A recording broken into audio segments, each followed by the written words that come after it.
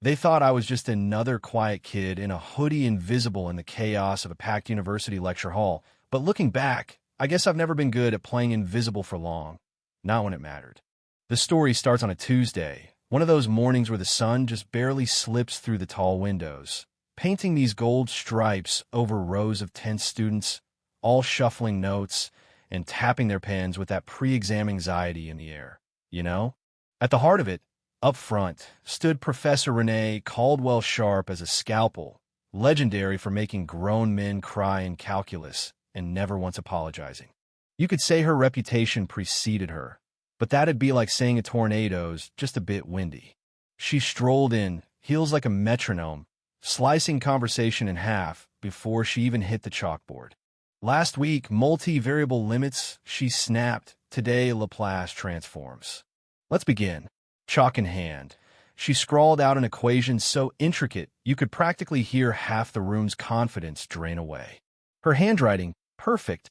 Her pace, merciless. Kids scrambled to keep up, eyes darting, pencils flying. I sat at the back, hood up, notebook untouched. Not out of apathy, I just saw something she missed. A flaw. Tiny hidden, but there. No one else noticed, or maybe no one dared say a word. Then a hand shot up in the front. Some brave soul. Professor Caldwell, I think there might be a mistake. Caldwell's stare could have cut glass. There is no mistake, she bit back. The girl shrank, cheeks burning. That's when I raised my hand. Yes, Mr. Turner. That voice, all surgical steel and challenge. There's a misapplied coefficient, I said. It shifts the result. Dead silence. For a second, you could hear the HVAC system humming. Caldwell clenched her jaw. Then by all means, corrected. I didn't make a show, just stood, walked up, erased her line, rewrote it. You carried the coefficient too early, I explained, voice steady. This preserves the function structure. When I finished, the room was holding its breath. Caldwell gave the world's thinnest smile. Fine. You corrected it. Congratulations. No warmth, just a chess player conceding a pawn. I went back to my seat, unfazed, but something in the air had shifted power, you could say. Even Caldwell felt it. She didn't move on. If Mr. Turner is so confident, she said, perhaps he'd like something more challenging. And with that, she filled the entire board with a monster of an equation. Heads turned. Eyes bulged. People whispered. Nobody solves Caldwell's monsters. No theatrics. I just walked up, took the chalk, started working. Clean, deliberate, I lost myself in the numbers, the chaos resolving into order, step by step. Halfway through, I paused, looked over. Should I express the solution in exponential terms or sines and cosines? The class murmured. Caldwell's face tightened. Continue, she said, icy. I finished, boxed the answer, set the chalk down. No applause, just stunned silence. Caldwell stalked up, studied my work line by line. You skipped a step. Did the partial fractions in my head, I replied. I can write it out if you want. No arrogance, just fact. She hesitated then. No, that won't be necessary. The tension snapped whispers, grins, wide eyes. Something had changed. Next class, people glanced at me. Caldwell walked in, manila folder and coffee, scanned the room. We have an announcement. The university's been invited to this year's Collegiate Mathematics Symposium. The room buzzed. This was where legends were made. I've submitted the name of our top candidate. Her eyes didn't leave mine. Mr. Turner, I assume you're up for it. I nodded. I'm in. She smiled, tight-lipped. Let's hope last week wasn't just a lucky spark. Jay, my friend, caught me after class, protein bar in hand, worry in his eyes. Dude, that wasn't an invite. It's a trap. You embarrassed her. This is her way of taking control back. I shrugged. Which means I have to win. He laughed, but we both knew it was serious. For weeks became a blur library, late nights, notebooks stacked like snowdrifts. Caldwell's voice haunted me. Not her words, but the challenge. Could I break? Would I fold? More people started showing up, Jay tossing problems my way, classmates trying to stump me, then a crowd forming during breaks. They called it the Underground Math Club. I called it survival. The night before the competition, I stared through the window at the snowy quad, lights flickering on the bell tower. I didn't feel ready, not because I doubted my ability, but because I knew this was bigger than Caldwell, bigger than me. It was about every student ever told to sit down and shut up. At dawn, I boarded the shuttle for the University of Pennsylvania. That building, all glass and steel and intellect, felt like walking into a temple built for minds. The competition, pure intensity. Students from everywhere, PhDs in the mix, including Brandon Lynn from Caltech, rumored never to have lost. First round, I surprised everyone, even myself. My logic was surgical, movement precise. Caldwell sat third row, posture perfect, eyes never leaving me. Final round. A problem designed not to be solved. 45 minutes. Brandon Lynn scribbled furiously, the rest frozen or muttering. I just watched the board, listened for the rhythm. Every great problem has one. When I found it, my pencil moved smooth, each line deliberate. 20 minutes in, I spotted a shortcut symmetry buried in the chaos. While others brute-forced, I pivoted, accelerated. At minute 39, I boxed my answer, looked up, and Caldwell met my gaze. 6 minutes left. Brandon scribbled to the buzzer. When time ended, the judge compared our solutions. Finally, the winner, representing the University of Michigan, Eli Turner. The room erupted. Jay nearly knocked over a chair. I just breathed. On stage, trophy in hand, I didn't feel pride so much as relief. Caldwell clapped just twice. Our eyes met. No more tests, just a nod. Campus changed overnight. Whispers, glances, Michigan mind, they called me. Caldwell, next class, paused her lecture. If anyone here believes brilliance only comes in a certain package, think again. She started teaching, but the gravity had shifted. Later, in the library, Caldwell approached with an envelope. The department is nominating you for the National Undergraduate Fellowship. After what you did, the committee agreed unanimously. I blinked. You weren't being considered until you made us see you. She smiled, almost proud. You didn't just solve a problem, Eli. You rewrote the narrative.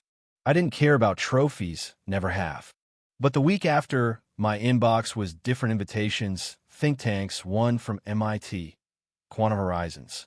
No application, just a conditional offer and a challenge. Submit a novel theoretical model in 2 weeks, no extensions. Jay found me, saw the email, whistled. This is NASA level. Are you serious?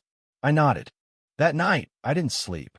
For the first time in years, I didn't have a solution ready, just a blank page and a question. What do you believe in enough to build from scratch? Instinct. The math of instinct.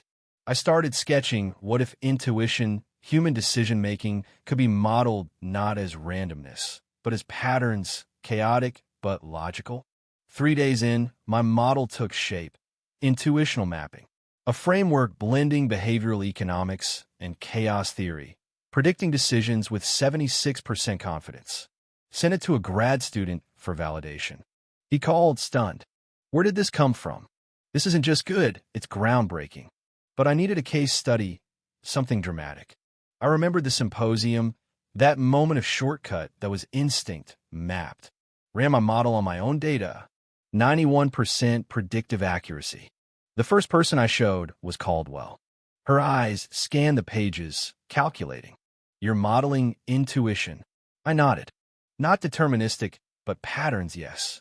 She paused, then said, this is elegant and dangerous. I didn't flinch.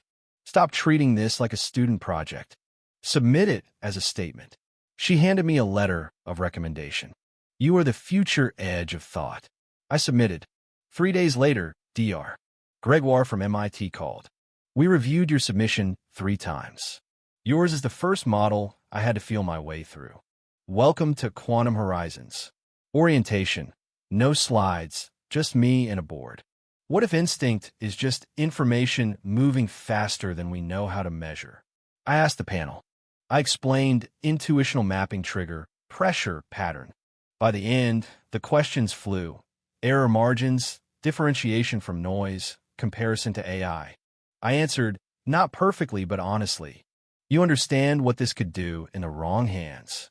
Gregoire asked. Yes. And you're still building it? Yes, because the only thing worse than building it is letting someone else do it first. She nodded, almost approving. You're dangerous. I'm prepared. They accepted me. MIT was a different world. Each week, a new challenge. Week 3, break your own model. That's when I rebuilt intuitional mapping, added emotional variability, turned it from predictive to alive. Gregoire called it a potential rewrite of decision science. But progress came at a price: nights without sleep, days without words. On day 33, a guest evaluator, a U.S. general. Can this be weaponized? She asked. Yes, if someone ignores the ethics I built in. She nodded. After, Gregoire told me, that's why you're still here. As the cycle closed, Gregoire said, what matters now is how you use that voice. For some, it's about being heard. For others, she looked at me, it's knowing when to speak. I nodded. I learned sometimes silence is the loudest form of power. Back in Michigan, snow fell as I slipped into Caldwell's lecture hall. She nodded, said, today's topic is less about solutions, more about systems. After, she met me outside. You look tired. Not tired, different. I handed her a manifesto, not theory, just 21 lines on how we treat each other when we realize we're not that unpredictable, only unexamined. She read it, then said, this is more dangerous than the model. I smiled. I know. In the library, I started something new, a table, a few students, no leaders, just listeners. Someone asked, why share all this? You could have kept it locked up, made a fortune. I glanced at my battered notebook. Because power isn't what you create, it's what you're willing to let go of. The Mirror Forum was born, open source, guided by compassion. I never signed the first doctrine. I didn't need to. My voice was now in every person who used the model to understand, not control.